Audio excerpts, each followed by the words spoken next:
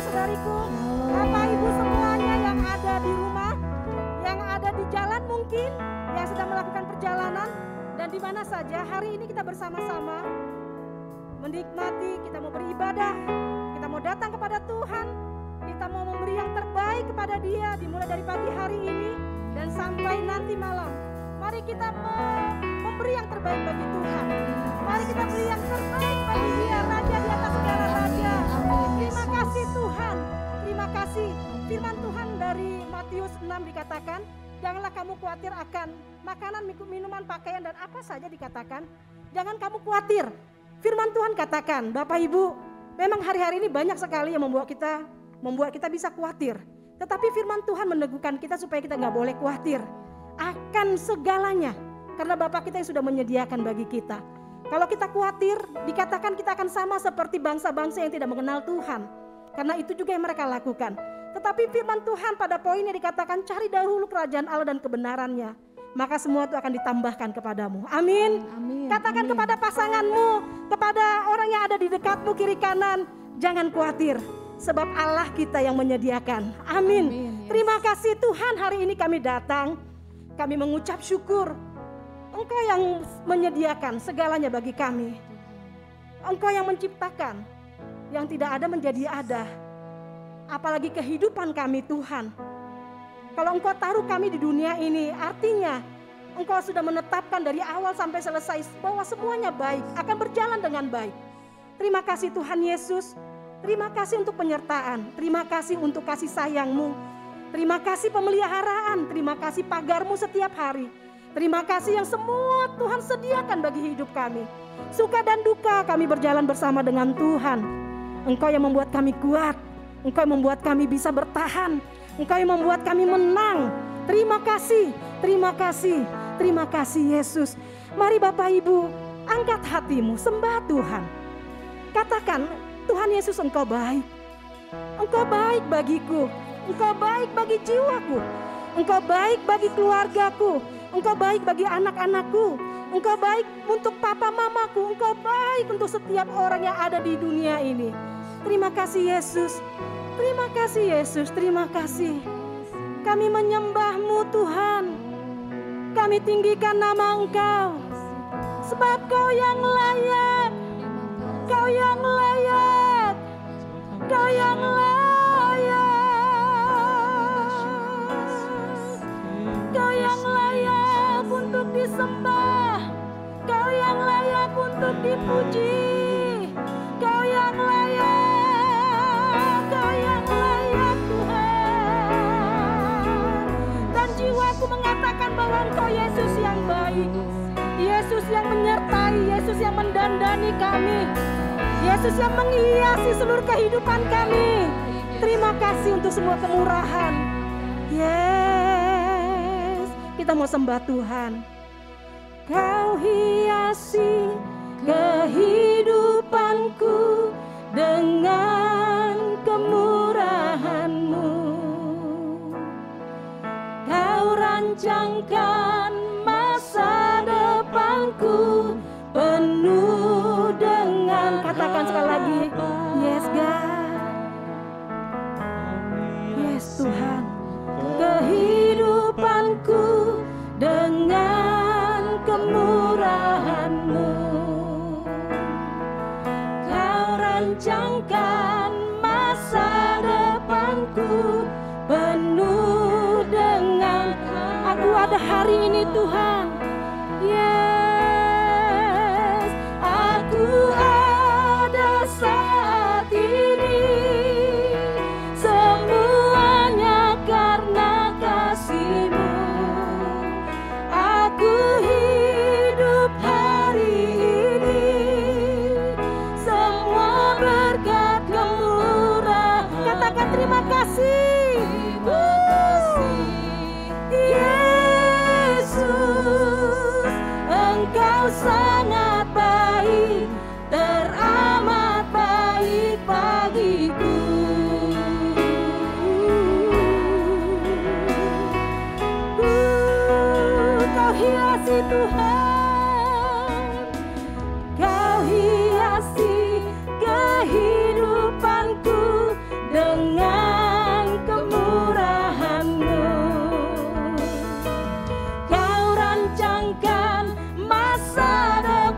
aku penuh dengan Engkau menghiasi, Kau hiasi kehidupanku dengan kemurahan-Mu. Kau rancangkan masa depanku penuh dengan aku ada Tuhan. Aku ada saat ini, semuanya karena kasih-Mu. Aku hidup, Yesus, semua berkat kemurahan. Terima kasih, Yesus, Engkau sangat baik, amat baik. Aku ada saat ini, semuanya karena kasih-Mu, Yesusku.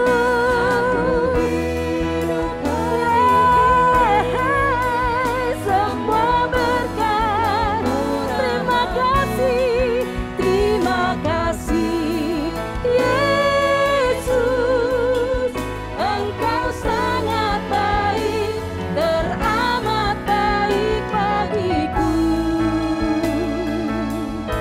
Yesusku baik, Yesusku baik, Yesusku yang menyertai, Yesusku yang memegang dengan tangan kananmu, Yesusku, Yesusku.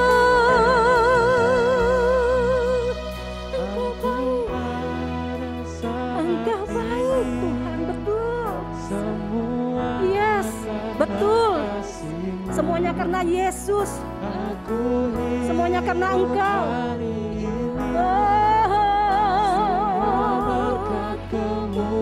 Yes, terima kasih Yesus, Engkau sangat baik, teramat baik bagiku.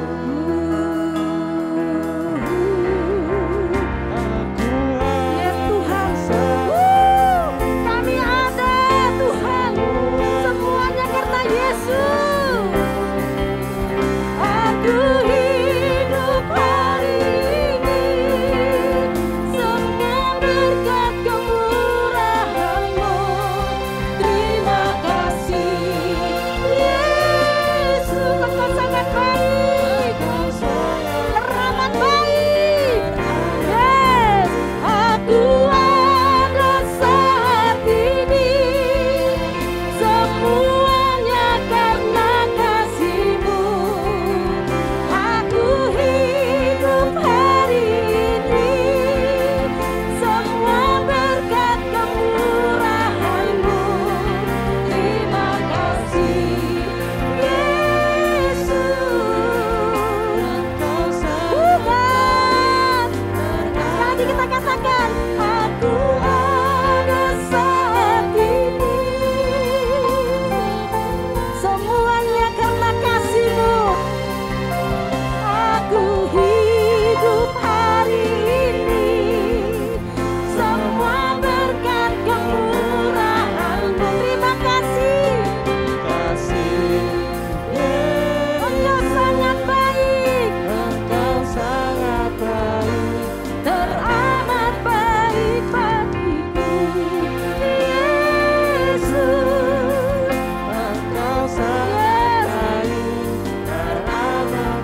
Terima kasih Yesus, Engkau sangat baik, teramat baik bagiku. Sangat baik, sangat baik. Kami nggak bisa menghitung semua kebaikan Tuhan. Kami nggak bisa menghitung apa yang sudah Kau perbuat. Sampai yang paling kecil pun Kau lakukan untuk hidup kami, Yesus. Dan firman-Mu katakan masa depan kami, masa depan penuh harapan. Masa depan anak-anak kami, masa depan penuh harapan. semuanya dalam kendali Tuhan. Terima kasih Yesus. Terima kasih Yesus. Kami sembah Tuhan. Kami tinggikan nama Yesus. Kami muliakan Raja di atas segala raja. Kami angkat jiwa kami. Kami sembah. Kami sembah. Kami sembah Tuhan. Engkau yang layak. Engkau yang layak Tuhan.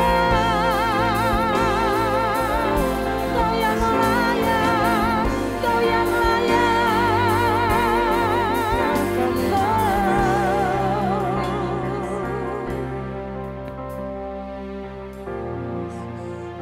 Terima kasih kami katakan kepada Engkau Yesus. Terima kasih kepada Allah Bapa. Terima kasih kepada Yesus Kristus Tuhan. Dan terima kasih kepada Roh Kudus. Campur tangan yang luar biasa setiap saat kami rasakan. Hari ke hari Tuhan menyertai kami. Di saat kami tidak bisa, kami nggak mampu. Tetapi Engkau selalu ada bersama-sama dengan kami. Tuhan terima kasih. Nggak pernah Kau meninggalkan kami sesaat pun. Kami mengucap syukur Bapa, terima kasih. Hormat kami bagi Tuhan. Pujian kami bagi Tuhan. Dan bawalah kami terus untuk berkomitmen penuh kepada Tuhan. Sampai akhir hayat kami. Kami terus ada. Dan terus Kau temukan kami ada setia kepada Engkau Yesus. Terima kasih Bapa yang baik. Terima kasih, terima kasih, terima kasih. Kami mengucap syukur. Terima kasih. Terima kasih untuk keluarga kami yang ada di rumah. Untuk Bapak Ibu yang ada di rumah. Keluarga kami dimanapun mereka berada. Dan siapapun yang menyaksikan di YouTube program ini. Kami berdoa kebaikan Tuhan dirasakan oleh setiap orang di dalam nama Yesus. Engkau yang menyentuh, Engkau yang menjamah, Engkau yang menyembuhkan, memulihkan, membangun kembali.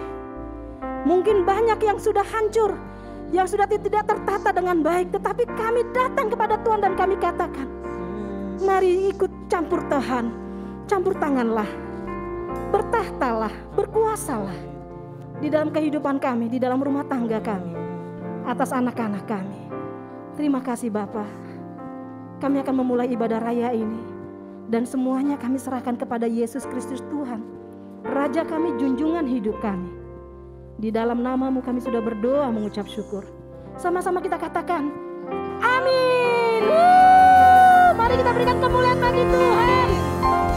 Sekalipun kita nggak bertemu di tempat ini Bapak Ibu, tetapi Allah kita dahsyat, yes? Amin. Katakan kepada di sebelahmu, Tuhan Yesus baik. Amin, Tuhan Yesus baik. Dahsyat, ya. Katakan di kiri kananmu, mari kita bangkit berdiri. Ayo kita berdiri, kita menari bagi Tuhan. Kita mau katakan Allah bagi kita. Siapakah lawan kita? Woo!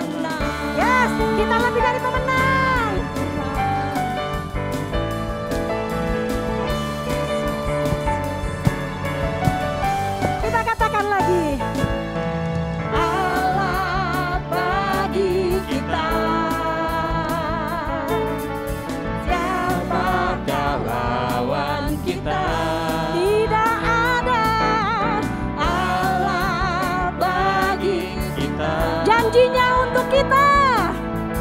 Janjinya untuk Selalu kita. melindungi. Selalu melindungi, menyediakan, membebaskan, Dan membuat kita menang.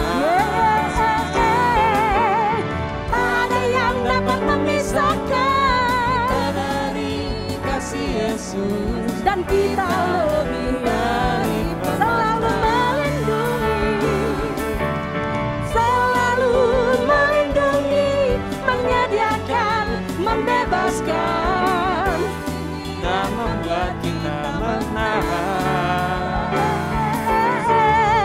Yang dapat memisahkan kita dari kasih Yesus. Sekali kita katakan, selalu melindungi, selalu melindungi, menyediakan, membebaskan. Yes, kita menang. Tak ada yang dapat memisahkan kita dari kasih Yesus. Sekali lagi kita katakan, selalu melindungi, selalu melindungi, menyediakan, membebaskan, dan membuat kita menang. tak ada yang dapat memisahkan kita dari kasih Yesus. Kita lebih dari Kita lebih dari pemenang, dan kita lebih dari pemenang, dan kita lebih dari pemenang. Amin. Amin, amin, amin. Aku lebih dari pemenang. Amin Tuhan. Aku lebih dari pemenang. Amin Tuhan. Kami lebih dari pemenang Tuhan. Firman-Mu yang mengatakan, Firman-Mu yang mengatakan, mungkin orang lain katakan kami pecundang, kami lemah, kami gak berharga, atau kami tidak mulia. Tetapi Firman-Mu mengatakan kami mulia, kami biji mata-Mu, kami pemenang. Terima kasih Bapa. Terima kasih. Firman yang membuat kami terus bisa tegak mengangkat kepala kami. Terima kasih Bapa. Yes God. Yes God. Terima kasih ya Bapa. Engkau yang menaungi kami Tuhan dengan kekuatan Yesus. Terima kasih Tuhan. Engkaulah kekuatan kami. Penyertaan-Mu. Terima kasih ya Bapa. Penyertaan-Mu.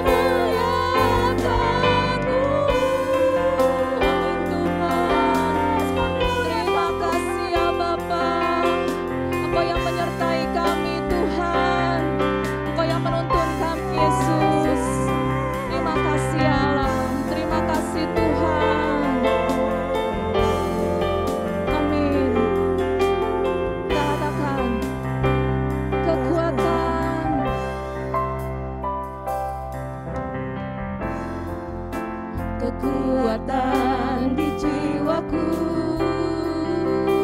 Ada di dalam Engkau Tuhan, ketenangan di batinku. Ada dalam hadirat-Mu, ku menyembah-Mu. Yesus, Yesus. Tersungkurku di kaki-Mu, kami merasakan hadirat Engkau Tuhan. Rasakan hadirat-Mu. Takkan ku melepaskan-Mu, Kau cahaya bagiku. Mengiring-Mu Tuhan, amin Tuhan. Seumur hidupku masuk dalam rencana-Mu Bapa. Pikiranku, kehendakku, kami serahkan kepada Engkau Tuhan. Amin,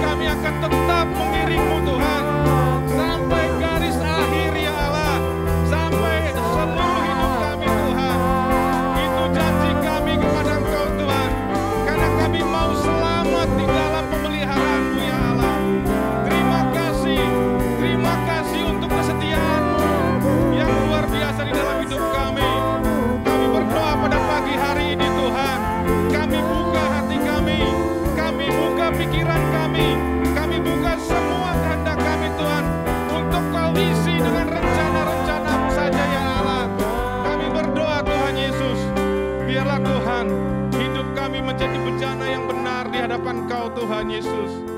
Oh terima kasih Bapa, terima kasih.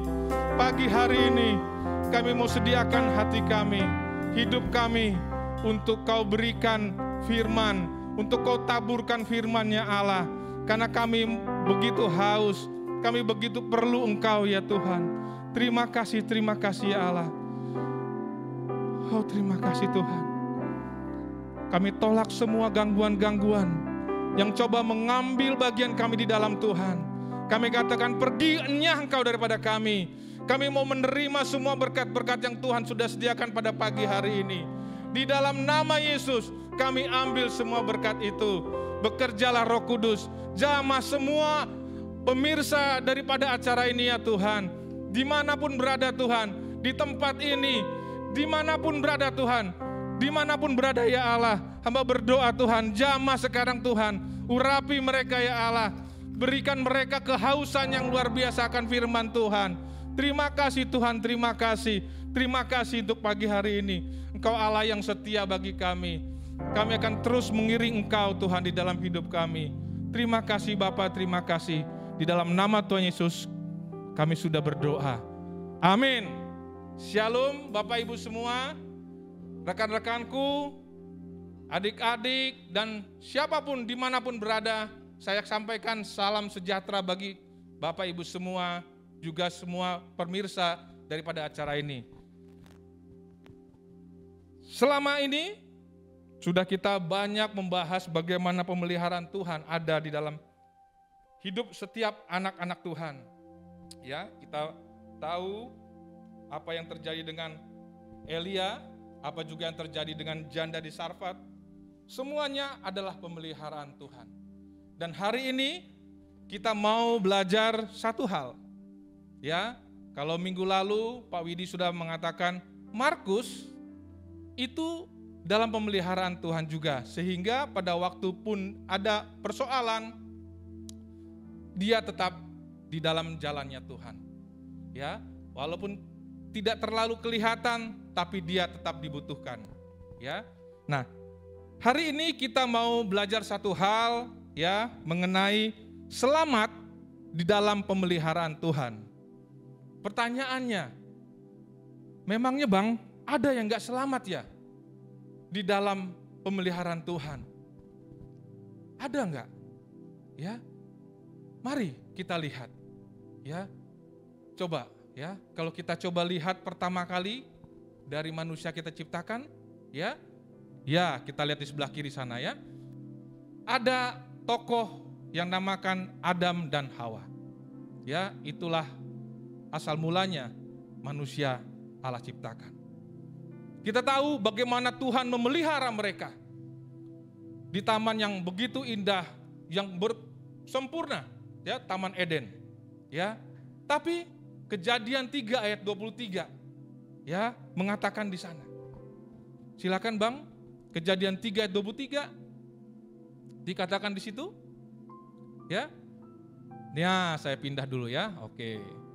Dikatakan di sana, lalu Tuhan Allah mengusir dia dari Taman Eden supaya ia mengusahakan tanah dari mana ia diambil. Artinya Adam dan Hawa yang hidup dalam Taman Eden dipelihara luar biasa. Apakah dia selamat? Dia tidak selamat terus ada di Taman Eden. Dia diusir Allah dari sana. Jadi ada ya, dalam pemeliharaan Tuhan ternyata orang tidak selamat. Ada. Ya.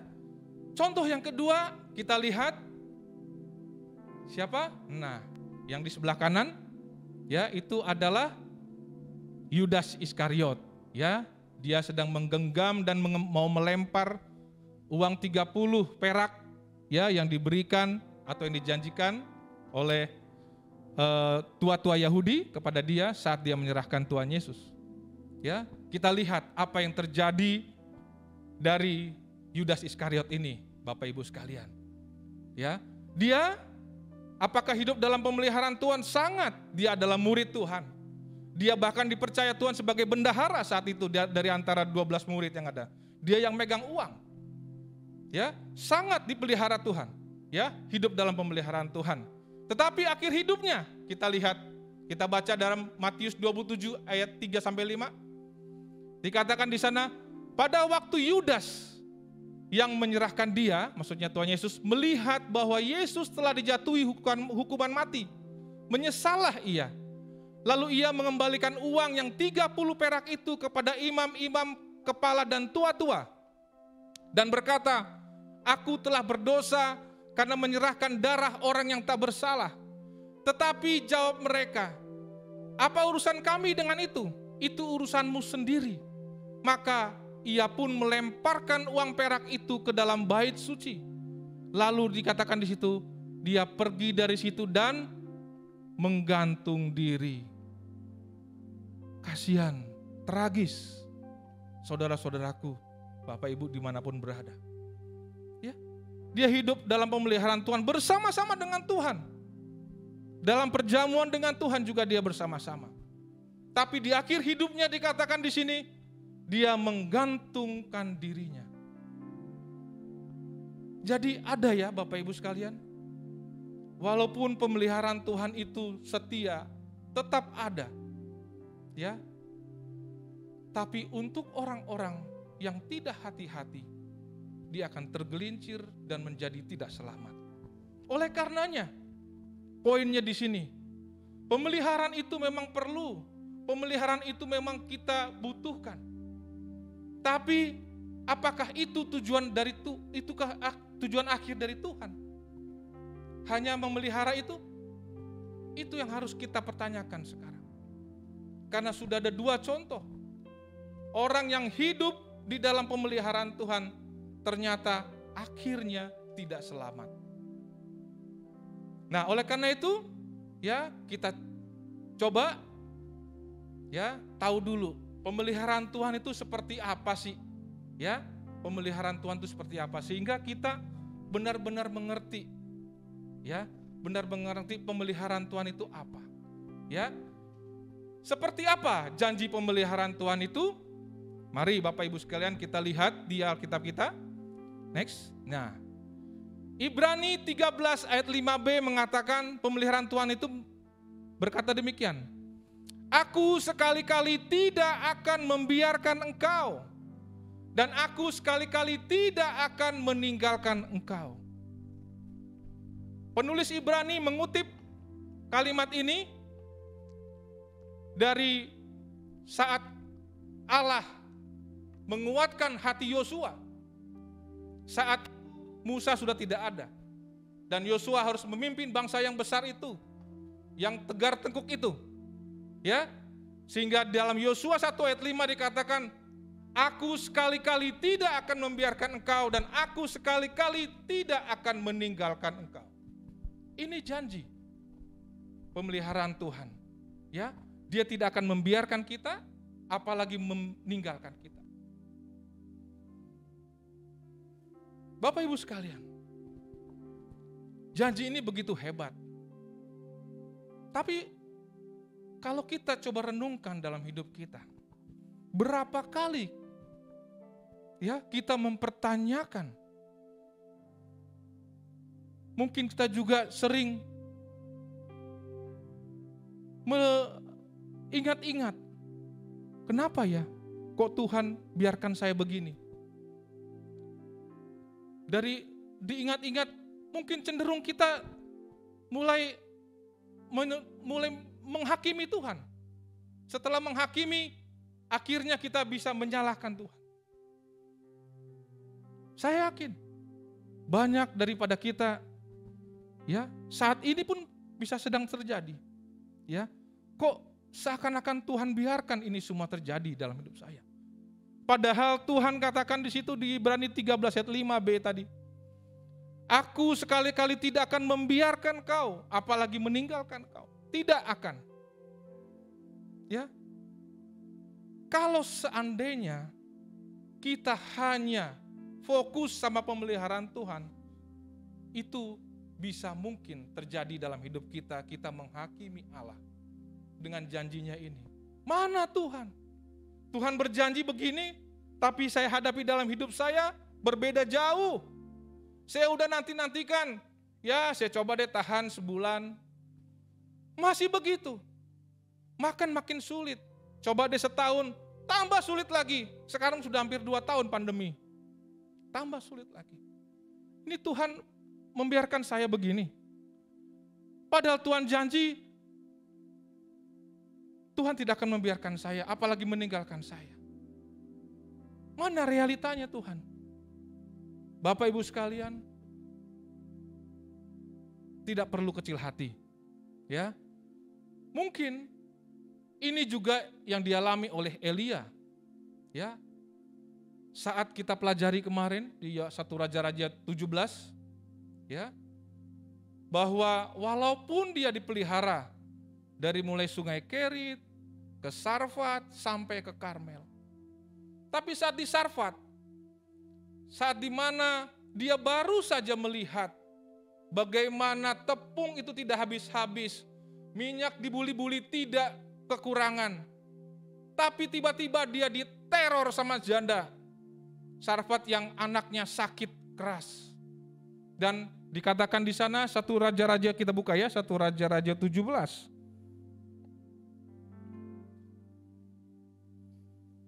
1 Raja-Raja 17 ayat 18.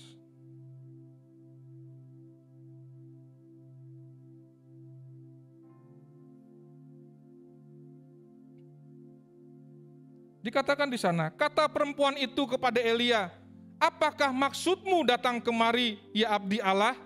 Singgahkah engkau kepadaku untuk mengingatkan kesalahanku dan untuk menyebabkan anakku mati? Waduh, Elia langsung terkejut. Ya, dia tahu dia sedang dalam pemeliharaan Tuhan, karena dia merasakan betul bagaimana burung gagak saja bisa dipakai Tuhan, ya, untuk mengirimkan makanan sama dia. Dan janda Sarfat ini juga dikirim Tuhan untuk menyediakan makanan dan mencukupi dia makan minumnya. Ya, tapi tiba-tiba keadaan berubah. Dan Elia diteror di sana oleh janda ini. Ya, kamu datang ke sini hanya untuk menyebabkan anak saya mati, kira-kira kayak begitu. Ya, Elia langsung ya terperanjat. Dan kita lihat ayat 20 ya. Setelah dia diteror oleh janda itu, Elia berkata sama Tuhan. Sesudah itu ia berseru kepada Tuhan, katanya, ya Tuhan Allahku, apakah engkau menimpakan kemalangan ini atas janda ini juga yang menerima aku sebagai penumpang dengan membunuh anaknya?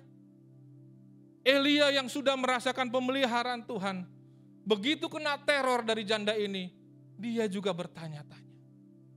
Jadi kalau Bapak Ibu sekarang sedang mengalami kesulitan yang begitu peliknya, saya katakan tadi 1 bulan sudah lewat, masih ada. 1 tahun lewat, masih juga ada. Sekarang sudah hampir 2 tahun, tetap ada. Bukankah itu menjadi teror iblis kepada kita? Mempertanyakan ayat ini. Apakah Ibrani 13 ayat 5b yang dikutip dari Yosua 1 ayat 5 itu masih berlaku? Aku sekali-kali tidak akan membiarkan engkau dan aku sekali-kali tidak akan meninggalkan engkau. Bapak Ibu sekalian, firman Tuhan tidak pernah bohong. Dan dia tidak pernah kembali dengan sia-sia. Kalau ini sudah pernah dikeluarkan, pasti akan Tuhan genapi. Amin? Amin. Katakan amin sama kiri kananmu. Ya. Jadi jangan biarkan pikiran-pikiran itu, walaupun ada sekarang. Kita melihat diri kita bagaimana begitu lamanya persoalan ini enggak keluar-keluar. Ya, macam-macam. Persoalan keuangan, persoalan kesehatan, ya, persoalan rumah tangga, persoalan keributan, macam-macam. Ya, di mana Tuhan? Kita sekarang mempertanyakan itu. Hati-hati. Ada 2 contoh tadi di depan. Ada 2 orang yang tidak selamat walaupun masih dalam pemeliharaan Tuhan. Ya, jadi jangan pernah sangsikan apa yang Tuhan sudah sampaikan dalam firman-Nya. Next. Janji pemeliharaan Tuhan itu seperti apa? Ya, Filipi 4 ayat 19 mengatakan, Allahku akan memenuhi segala keperluanmu menurut kekayaan dan kemuliaannya dalam Kristus Yesus. Inilah pemeliharaan Tuhan. Ya, Dia akan penuhi semuanya. Bukan dengan kekayaan saya, Johnson, atau kekayaan Bapak Presiden, bukan. Tapi dengan kekayaannya Allah sendiri yang menciptakan dunia ini. Ya, betapa besarnya kekayaan dan kemuliaannya itu. Dialah yang akan memenuhi itu. Ini janji pemeliharaan Tuhan. Ayat ini Paulus sendiri yang mengatakan, ya. Dia katakan di sana adalah Allahku, ya, bukan Allah yang lain, ya. Allah yang dia kenal saat dia tiba-tiba jatuh kena cahaya, ya, waktu dalam perjalanan ke Damsyik. Allah yang itulah yang dikatakan akan memenuhi segala keperluanmu menurut kekayaan dan kemuliaannya dalam Kristus Yesus. Ya, seperti itu janji pemeliharaan Tuhan. Luar biasa ya. Paulus mendefinisikan pemeliharaan Tuhan seperti itu untuk kita semua. Ya. Lalu seperti apa lagi pemeliharaan Tuhan itu? Kali ini, next, adalah versi dari Raja Daud. Ya, seorang raja. Dia katakan pemeliharaan Tuhan itu seperti Tuhan adalah gembalaku, takkan kekurangan aku. Aku tidak akan kekurangan lagi kalau Tuhan adalah gembalaku. Kira-kira ngomongnya begitu. Ayat 2 sampai seterusnya menjelaskan bagaimana dia tidak akan kekurangan. Ya, dibaringkan di padang rumput hijau, dijagai dengan gada, ya. Seperti itu. Ya, pemeliharaan Tuhan itu seperti itu di dalam hidup kita. Janji pemeliharaan Tuhan seperti itu. Ya, jadi tadi pertama Ibrani mengatakan pemeliharaan Tuhan itu dia tidak membiarkan dan tidak meninggalkan. Paulus mengatakan bahwa pemeliharaan Tuhan adalah selalu memenuhi semua keperluan kita. Sekarang Raja Daud mengatakan kalau pemeliharaan Tuhan itu membuat saya tidak kekurangan apa lagi. Saya tidak butuh apa-apa lagi kalau sudah Tuhan pelihara saya. Ya. Itulah janji pemeliharaan Tuhan. Dahsyat ya Bapak Ibu sekalian. Ya, dahsyat saudara-saudaraku. Janji pemeliharaan Tuhan. Tapi tadi kembali ke judul kita pertama, topik tema hari ini. Kita harus selamat lewat dari pemeliharaan itu. Karena ada yang tidak selamat dengan semua yang ada. Kenapa mereka tidak selamat? Salah satunya karena mereka menganggap bahwa pemeliharaan itu adalah tujuannya. Sehingga pada waktu mereka mendapatkan pemeliharaan itu, mereka merasa ini memang hak saya. Ini memang bagian saya. Saya sudah berbuat ini dan sudah berbuat itu untuk Tuhan. Wajar dong kalau saya dapat pemeliharaan. Seakan-akan jadi itu tujuannya. Nah, itu yang membuat akhirnya banyak orang bisa tergelincir, bisa salah. Ya, karena dia hanya mencari pemeliharaan itu saja. Padahal pemeliharaan Tuhan itu adalah janji. Itu sudah pasti ada, otomatis. Ya, jadi nggak perlu kita kejar-kejar. Ya, itu sudah otomatis. Itu ada. Ya, itu ada dan itu langsung. Ya, jadi Bapak Ibu sekalian, mari lewat pemeliharaan yang Tuhan sudah berikan ke kita. Ya, yang sedang kita rasakan ataupun tadi sebaliknya, yang sekarang ini sedang kering banget, merasa kayak pemeliharaan Tuhan itu jauh dari saya. Untuk yang merasa sedang dipelihara Tuhan sekarang ini, ingat, kau jangan berhenti di sana. Karena itu bukan tujuan hidupmu. Ya, ada lagi tujuan yang lain yang Tuhan berikan pada hidupmu. Bukan itu tujuan hidupmu, kau mendapat pemeliharaan itu, bukan. Itu adalah sesuatu yang Tuhan janjikan saja. Ya, kau pasti otomatis dapat. Ya.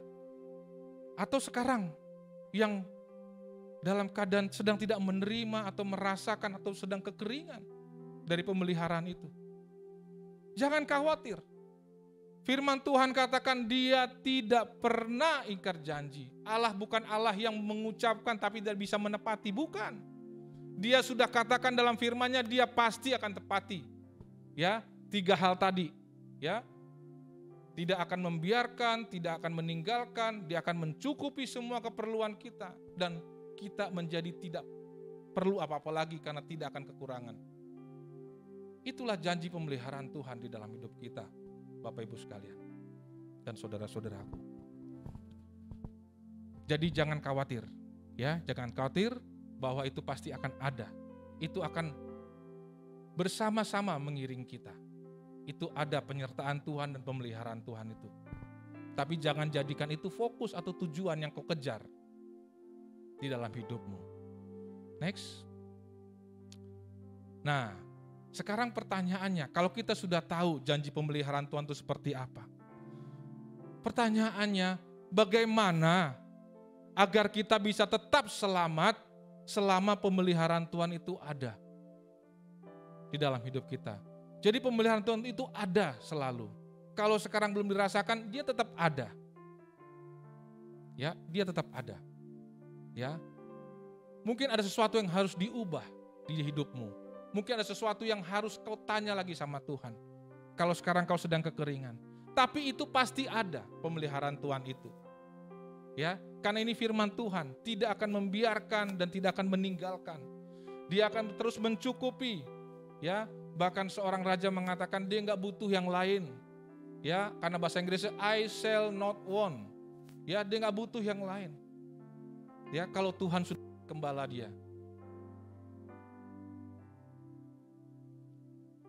Bagaimana kita bisa tetap selamat dalam pemeliharaan Tuhan? Next. Iya, ini dari Rasul Paulus. Ya, agar kita tetap selamat di dalam pemeliharaan Tuhan seperti lagu kita tadi. Kita harus mengiring Tuhan sampai seumur hidup kita. Dikatakan dalam 2 Timotius 4 ayat 7, agar kita tetap selamat dalam pemeliharaan Tuhan, maka kita harus, aku telah mengakhiri pertandingan yang baik, aku telah mencapai garis akhir dan aku telah memelihara iman. Jadi kalau kita mau tetap selamat di dalam pemeliharaan Tuhan, kita tidak menjadikan Tuhan yang baru pemeliharaannya itu, ya, seakan-akan kalau kita sudah mendewa-dewakan pemeliharaan itu, akhirnya kita jadikan dia tujuan hidup kita. Ya, kita tidak selamat kalau begitu. Nah, gimana caranya? Ya, supaya kita tetap selamat, Paulus mengasih tahu di sini, memberitahu kita semua, ya, bahwa kita tetap harus pada pertandingan. Apapun keadaanmu, jangan keluar dari pertandingan. Tetap kau di dalam ladang Tuhan. Ya, dan Paulus katakan sampai garis akhir. Ya, jangan di tengah-tengah kau berhenti. Ya, kau tetap masih ada dalam pertandingan tapi kau berhenti, kau lewat nanti. Ya, kau tetap dalam pertandingan, kau tetap kejar sampai garis akhir dan kau harus tetap memelihara imanmu. Ya, inilah kunci bagaimana Paulus bisa menyelesaikan pertandingannya dan dia tetap selamat di dalam pemeliharaan Tuhan. Ya.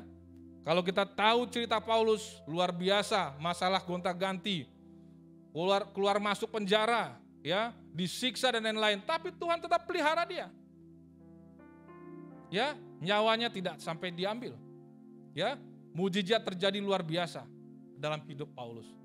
Ternyata kuncinya dia tetap ada di dalam pertandingan. Dia tetap lari sampai garis akhir. Dia tetap memelihara imannya. Itulah yang harus kita lakukan, Bapak Ibu sekalian, saudara-saudaraku dimanapun berada. Kalau kau mau tetap selamat di dalam pemeliharaan Tuhan, dan pemeliharaan itu tetap ada di dalam hidupmu, ya, tetap lakukan pekerjaan-pekerjaan Tuhan dan tetaplah memelihara imanmu. Ya, panggilan Tuhan harus kau selesaikan. Itu kuncinya agar kita tetap selamat di dalam pemeliharaan Tuhan. Pertanyaan selanjutnya, ya, kalau kita sudah tahu bagaimana kita bisa tetap selamat dalam pemeliharaan Tuhan, maka apa saja yang harus dilakukan? Pertama, ya, pasti yang harus kita lakukan supaya kita tetap di dalam garis pertandingan, supaya kita tetap di dalam memelihara iman, maka kita harus mengetahui, ya, memahami benar maksud Allah di balik pemeliharaannya. Tadi saya katakan, kalau kita sedang merasakan pemeliharaan daripada Tuhan, jangan sampai kita gagal paham. Ya, oh, ini memang bagian saya Tuhan. Ya, jangan sampai kita gagal paham. Ya, ini ada satu kejadian, coba diklik dulu. Kondisi gagal paham. Next. Ya, ini ya. Waktu itu, ini cerita Bu Sri Mulyani nih, Menteri Keuangan kita. Saya nggak pindah nih. Oh, susah ya, mindahin saya. Ya, kebesaran saya soalnya. Ya, jadi waktu itu disampaikan dalam laporan Bu Sri Mulyani di di acara RAPBN, ya, dikatakan di sana bahwa vaksinasi, ya, Sri Mulyani sebut pandemi bakal jadi endemi tahun depan. Vaksinasi harus digenjot. Ya, timbullah meme di sosial media waktu itu, ya, bahwa oh, ternyata setelah ini vaksinasi nggak disuntik lagi. Ternyata harus digenjot kayak becak mungkin gitu ya. Gagal paham, ya, dengan statementnya, ya, bahwa oh, kemungkinan kita nggak perlu disuntik lagi. Jadi orang yang takut disuntik mulai ada harapan nih, karena cukup ngegenjot aja katanya gitu, ya. Beritanya kemana-mana ini, ya. Nah, itulah gagal paham, ya. Padahal Bu Sri Mulyani tidak pernah bicara itu, bahwa maksudnya digenjot adalah aktivitas vaksinasinya ditingkatkan, ya, ditingkatkan, bahwa kalau misalnya sekarang berapa, misalnya 100.000, ya besok jadi 500.000 lah, atau 1 juta lah, ya, supaya ini bisa segera mencapai seluruh bangsa Indonesia, seluruh rakyat Indonesia divaksinnya, seperti itu ya. Nah, demikian juga, ya, jangan kita gagal paham terhadap maksud Tuhan, ya. Kita cari maksud Allah, kita tidak coba pahami dengan benar maksud Allah apa sih dari semua pemeliharaan yang Dia berikan. Jangan itu kita lakukan. Ya, kita harus cari, ya, kita harus tanya Tuhan. Tuhan, kok tiba-tiba ada datang berkat dari saya? Saya tahu, ya, ini Tuhan punya rencana. Kok tiba-tiba persoalan yang kemarin selesai begitu saja? Ya, pasti Tuhan punya rencana. Nah, itu perlu setiap kita tanya maksud Tuhan itu apa. Ya, tanya dan pahami dengan benar. Jangan buru-buru kita merasa puas diri. Oh, memang sudah waktunya sih, memang saya dapat itu. Jangan. Itu semua ada maksudnya. Sehelai rambutmu jatuh aja Tuhan tahu kok. Apalagi tiba-tiba berkat datang ke kita. Apalagi tiba-tiba misalnya dipromosikan di jabatan, atau tiba-tiba dapat bisnis yang baru, ya. Tanya, Tuhan sedang mau apa? Ya kan? Itu akan membedakan kualitasmu, ya. Tapi kalau buru-buru, oh, kau malah berpikir bagaimana menikmati berkat itu. Sebentar itu habis, saudara-saudaraku. Ya, yang harus kau tanyakan dalam dirimu, Tuhan sedang rencanakan apa nih? Ya, yang kemarin begitu, bahkan saya rasanya sudah putus asa nih, ya, gak selesai masalah ini, tiba-tiba Tuhan selesaikan cepat sekali. Oh, ini Tuhan mau apa dengan ini? Jadi jangan sampai kita gagal paham. Ya, kita harus pahami benar maksud Allah. Ya, dari apa yang dilakukannya dengan memelihara kita. Ya, itu yang harus saudara-saudaraku, Bapak Ibu sekalian lakukan saat Bapak Ibu sekalian mendapatkan pemeliharaan Tuhan. Ya, sekali lagi jangan terjebak sama kesenangan menikmati pemeliharaan itu. Jangan. Itu tadi saya katakan, itu hanya jaminan Allah, dan itu hanya sesuatu yang mengiringi saja dari setiap rencana Allah, ya, yang ada dalam setiap kita. Ya. Oke. Kita lihat, mundur lagi ke tadi, Bang. Baik. Ya. Nah, kita lihat ya bagaimana kalau kita kemarin sudah cerita Elia begitu kita bahas banyak ya. Nah, kita lihat ya, kenapa di 1 Raja 17 itu ya Tuhan begitu memperlihatkan bagaimana secara ajaib dia memelihara Elia. Kenapa ajaib, Bang? Ya kemarin sudah kita bahas ya. Seekor burung gagak. Ya. Itu bisa dipakai Tuhan kirimin setiap hari loh. Ya bukan sekali-sekali, kebetulan aja nih gagaknya lagi baik, mungkin enggak begitu. Setiap hari, setiap pagi dipakai Tuhan. Ya, pemeliharaannya begitu ajaib. Ya. Nah, juga demikian yang terjadi pada waktu di Sarfat. Ya, Elia begitu melihat keadaan yang berkekurangan, tapi nggak habis-habisnya terus ada tepung dan minyak dibuli-buli itu. Ya, secara ajaib juga pemeliharaannya. Ya, nah itu karena apa? Karena di 1 Raja 17 ayat 1, saya buka dulu ya Bapak Ibu sekalian. Dia tahu persis dengan dikatakan begini.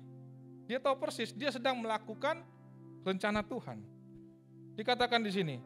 Lalu berkatalah Elia orang Tisbe dari Tisbe Gilead kepada Ahab, demi Tuhan yang hidup. Artinya apa? Dia sedang membawa misinya Allah. Ya, dia bicara atas nama Tuhan. Atas nama Tuhan yang hidup, Allah Israel yang kulayani. Ya, lalu dikatakan firman-Nya. Ya, jadi dia tahu benar, ya, bahwa dia menghadap Ahab, ya, itu karena sedang melakukan rencana Allah. Dia paham benar rencana Allah itu. Nah, hasilnya apa? 1 Raja-Raja 18 ayat 39 ya. Ceritanya sudah ada ya, saya ulang sedikit ya. Bahwa setelah di Kerit, dia ke Sarfat, ya, di Sarfat dia akhirnya memenangkan keluarga janda itu. Ya. 1 Raja-Raja 17 ayat 24, bagaimana membuktikannya dia memenangkannya? Dikatakan di situ. Kemudian kata 1 Raja-Raja 17 ayat 24 ya. Kemudian kata perempuan itu kepada Elia, sekarang aku tahu bahwa engkau abdi Allah dan firman Tuhan yang kuucapkan itu adalah benar. Ya, satu keluarga setelah anaknya dibangkitkan dari mati, akhirnya ya datang kepada Tuhan. Ya, direbut untuk Tuhan. Ya, tahu. Ya, paham benar itu Elia di sana. Hasilnya ini. Tapi bukan sampai situ saja. 1 Raja 18 ayat 39, mari Bapak Ibu sekalian kita buka lagi. Ya. Bagaimana Elia tidak jatuh atau tidak terjebak pada pemeliharaan Tuhan yang ajaib-ajaib tadi. Ya, dia tetap bekerja sampai karena dia paham benar maksud Allah, dia itu terjadi, ya. Dia paham benar sampai itu bisa terjadi. Ya. 1 Raja-Raja 18 ayat 39. Ya, dikatakan di sana, ketika seluruh rakyat melihat kejadian itu, sujudlah mereka serta berkata, Tuhan dialah Allah, Tuhan dialah Allah. Ya, Elia tahu benar, ya, bahwa ini rencana Tuhan dari semua mujizat yang menyertai dia, yang pemeliharaan Tuhan yang terjadi atas hidupnya.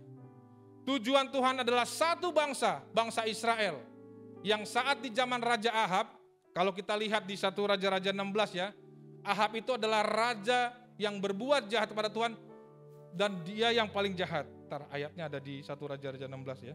Jadi saya catat di sana ya, bahwa di zamannya Raja Ahab, perbuatannya itu, sebentar ya, 1 Raja-Raja 16. Nah, dikatakan di sini ayat 30 ya. Ahab bin Omri melakukan apa yang jahat di mata Tuhan lebih daripada semua orang yang mendahuluinya. Jadi dari antara raja-raja Israel, Raja Ahab lah yang paling jahat. Ya, kalau di Yehuda saya catat Manasye, dikatakan juga sama. Ya, raja di Yehuda, raja Manasye. Nah, oleh karena itulah penyertaan Tuhan begitu luar biasa sama Elia. Jadi bukan hanya sekedar memenangkan dia saja, memelihara Elia saja, tapi juga ingin memenangkan janda di Sarfat itu. Ya, yang saya yakin satu Sarfat mungkin juga dimenangkan.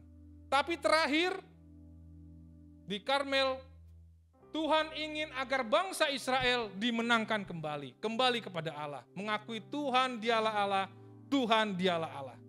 Ya, itulah yang harusnya kita cari pada saat pemeliharaan Tuhan itu sedang ada dalam kita.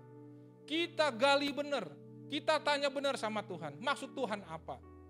Apalagi kalau itu semuanya sifatnya bukan sedikit ya, sifatnya dengan mujizat, ya, yang supranatural terjadi sama kita. Itu pasti ada maksud Allah di sana. Ya, konsentrasi sama itunya, sama maksud Allahnya itu apa, supaya kita nggak gagal paham. Jangan kita malah euforia atau senang dengan pemeliharaannya itu, dengan jawaban Allah itu. Tapi justru itu menjadi kewajiban kita pada saat pemeliharaan itu ada sama kita. Kita tanya sama Tuhan. Tuhan punya maksud apa? Agar saya jangan gagal paham. Karena kalau saya gagal paham bisa terjadi juga dengan kita semua. Ya. Dua contoh di awal yang tidak selamat saat pemeliharaan Tuhan sedang terjadi. Ya.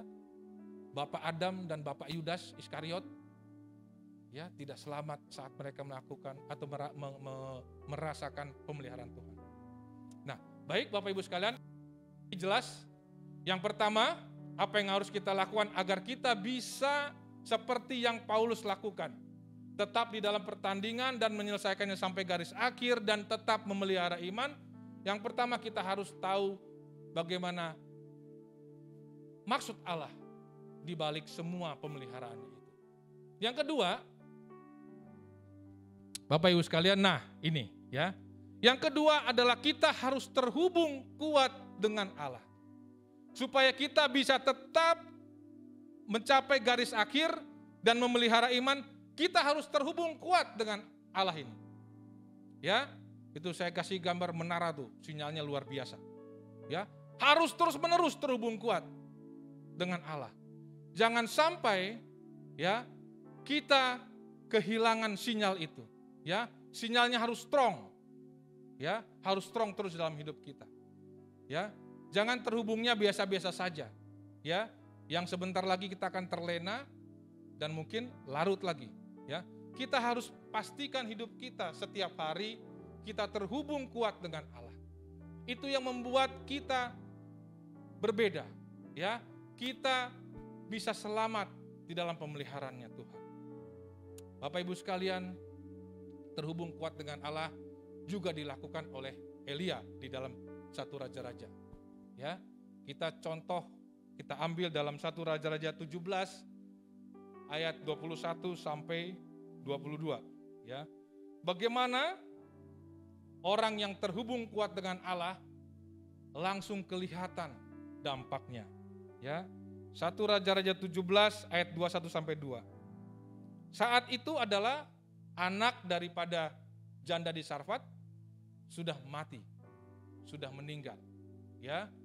Maka yang dilakukan Elia adalah dikatakan di ayat 21, lalu ia mengujurkan badannya di atas anak itu 3 kali dan berseru kepada Tuhan. Ya, berseru kepada Tuhan katanya, ya Tuhan Allahku, pulangkanlah kiranya nyawa anak ini ke dalam tubuhnya.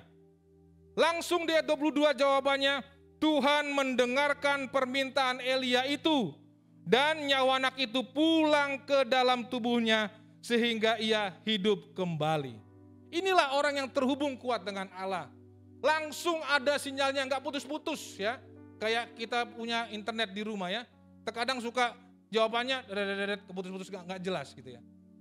Begitu Elia mengatakan dia berseru kepada Tuhan, pulangkanlah nyawa anak ini. Maka Tuhan langsung mendengar dan mendengarkan permintaan Elia itu, dan dikatakan di sini, nyawa anak itu pulang ke dalam tubuhnya sehingga ia hidup kembali. Ya. Ini yang dilakukan Elia. Ya, dia terhubung kuat selalu dengan Allah. Ya. Dan di 1 Raja-Raja 18 ayat 37-38 juga dikatakan di sana, silakan Bapak Ibu buka. Saat ini keadaannya dia sudah ada di Karmel. Ya, Nabi Baal dan Nabi Asyera sudah menggores-goreskan badannya, ya, karena tidak bisa berhasil mendatangkan api ke dalam korban yang sudah disiapkan. Ya, dan saat itu Elia sudah melakukan peragaan. Ya, sudah ditumpuk, lalu disiramin air sampai airnya beluber. Ada parit, air beluber. Dan dia berdoa. Inilah orang yang terhubung kuat dengan Allah. Ya, dikatakan ayat 37, ya, 1 Raja-Raja 18 ayat 37. Dia berseru kepada Tuhannya, ya.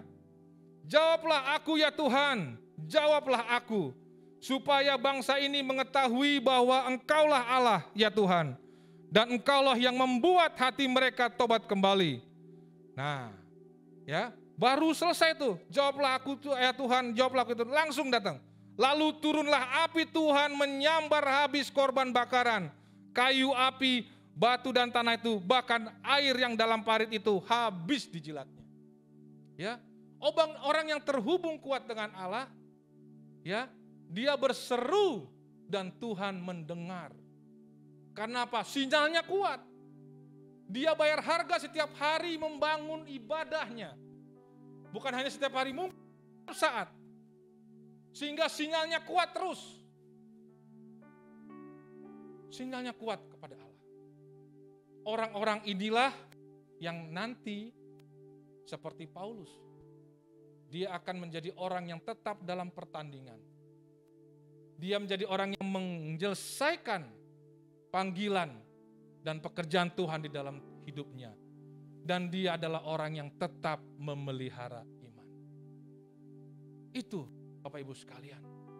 Orang yang memahami benar maksud Allah di dalam semua pemeliharaannya.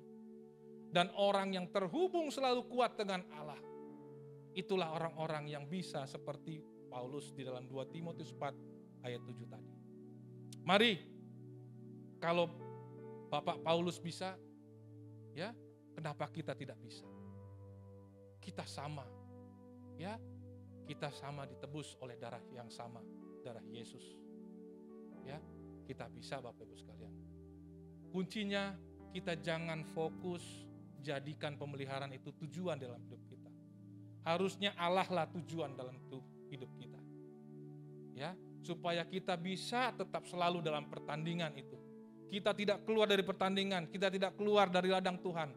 Ya, tapi kita tetap ada di sana. Namun bukan hanya sekedar ada, tapi kita selesaikan sampai garis akhir. Dan saat kita di garis akhir, iman kita tetap ada sama Tuhan. Itu yang diinginkan Bapak Ibu sekalian dalam hidup kita. Jadi kita selamat melewati pemeliharaan Tuhan. Amin Bapak Ibu sekalian. Amin. Ada sedikit video. Ini ingin menunjukkan bagaimana orang yang terhubung kuat dengan Allah. Antara gembala dengan domba. Silakan. Kita lihat di sini ada kawanan domba di padang. Ada orang yang berusaha untuk memanggil domba-domba tersebut. One more time. Dia berusaha, tapi tidak ada satupun domba yang menghiraukannya. Yang kedua juga mencoba memanggil dengan sedikit atraksi.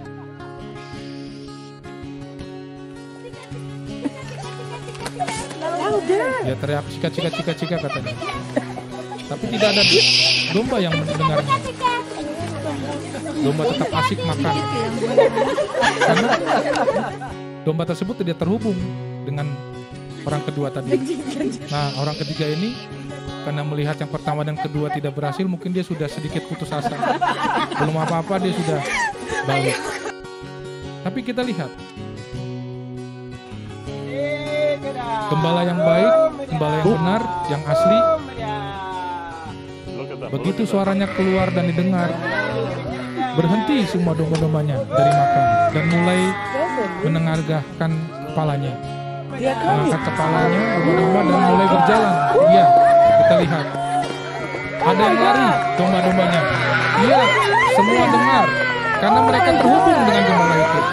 Itulah orang-orang yang terhubung dengan Allah. Ya, langsung merespon saat Allah panggil, saat Allah berfirman. Demikian, Bapak Ibu sekalian. Domba-dombanya semua mengikuti Dia. Tidak ada yang hilang, semua datang. Terima kasih.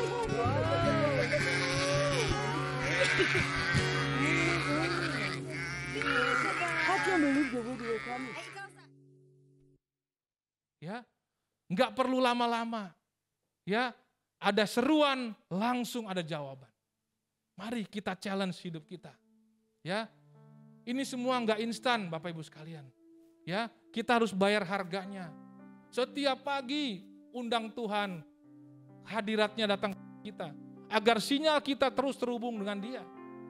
Ya, dengan begitu maka kita akan selamat di dalam pemeliharaannya. Kita tidak terjebak merasa pemeliharaan itu menjadi tujuan dalam hidup kita. Sehingga pada waktu nanti pemeliharaan gak ada, kita kembali, kita marah sama Tuhan, menghakimi Tuhan dengan semua janji-janjinya. Tidak begitu Bapak Ibu sekalian. Kalau kita tahu benar, kita paham benar maksud Allah dalam hidup kita. Yang kita tanyakan setiap pagi, setiap saat. Dan kita tanyakan, kita mendapat jawaban karena kita punya sinyal yang bagus sekali dengan Allah. Ya, kita akan selamat. Seperti Paulus, kita bisa menyelesaikan pertandingan dalam hidup kita. Kita bisa menyelesaikan panggilan kita, pekerjaan-pekerjaan Allah yang disediakan Dia bagi kita. Dan kita tetap memelihara iman kita. Kita berdoa Bapak Ibu sekalian.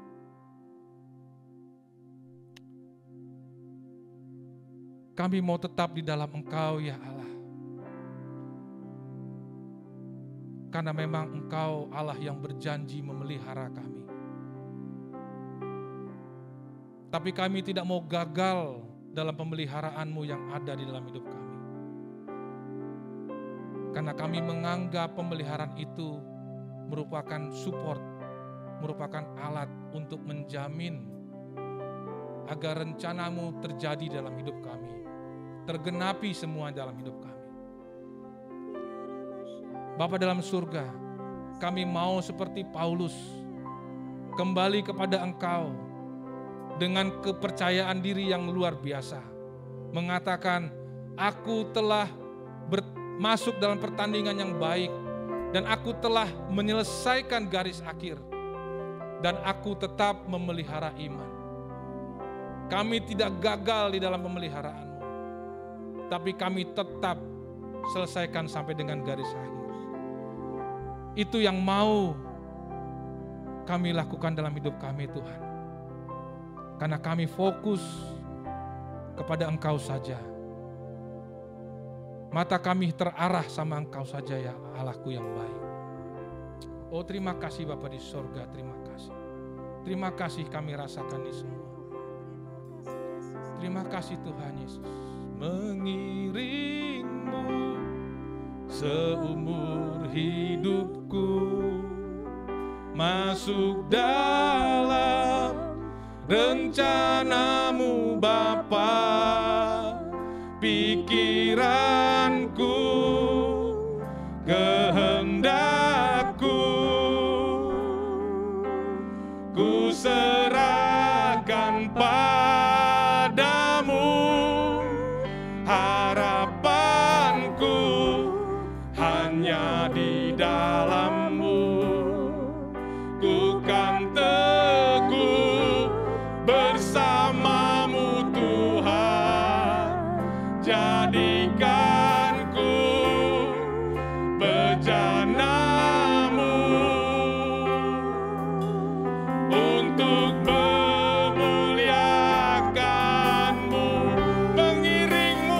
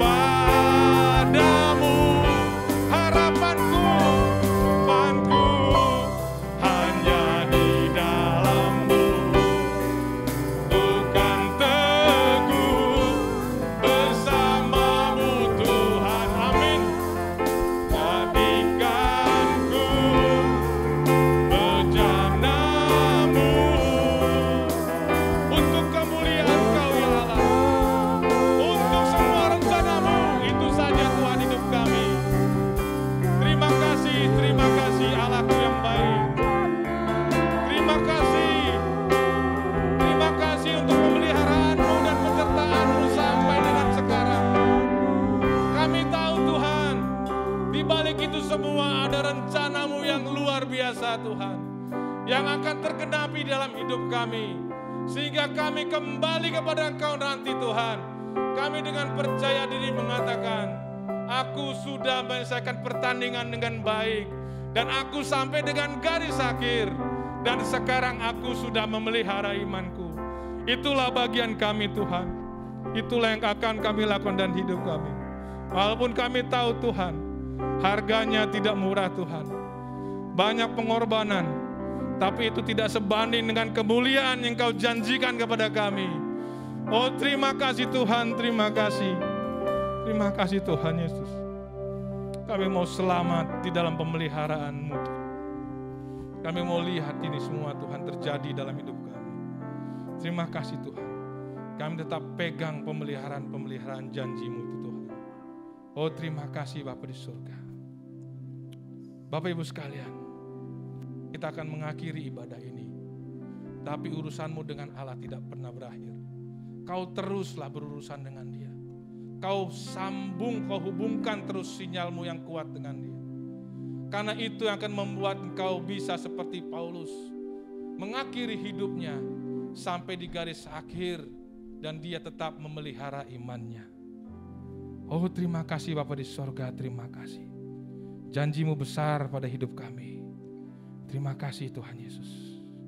Angkat tangan-Mu, angkat hatimu, dan berharaplah kepada Allah. Dan terimalah berkat Tuhan. Tuhan memberkati engkau dan melindungi engkau. Tuhan menyinari engkau dengan wajah-Nya dan memberi engkau kasih karunia. Tuhan menghadapkan wajah-Nya kepadamu dan memberi engkau damai sejahtera. Berkat dari Allah Bapa, kasih daripada Yesus Kristus, dan penyertaan daripada Roh Kudus, itu yang akan menyertai kita dari sekarang sampai selama-lamanya. Yang percaya mengatakan amin. Shalom saudara-saudaraku.